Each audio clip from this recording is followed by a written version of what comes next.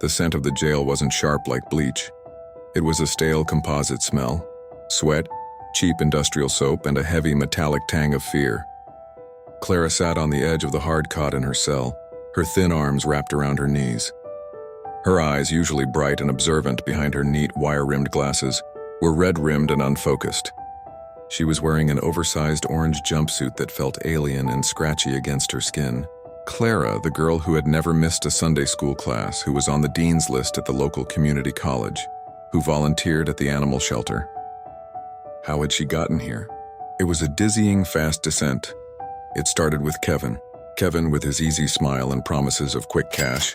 Clara needed money, not for parties, but for her mother's escalating medical bills. Kevin told her about a transport job. Just drive a package from point A to point B. It's nothing illegal, Clara, he'd insisted, looking directly into her honest eyes. Just bypassing some red tape. She'd ignored the knot of anxiety in her stomach.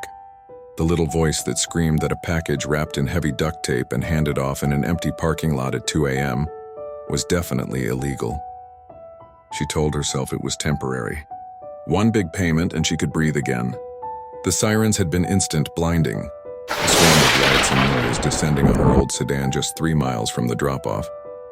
The police found the bag of controlled substances hidden beneath the spare tire. Kevin was nowhere to be seen.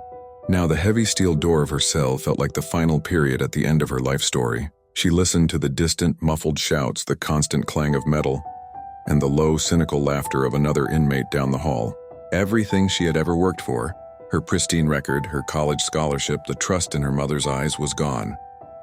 Replaced by a mugshot and the terrible, paralyzing knowledge that she was now a number, a criminal, locked away from the world she had tried so hard to be good in.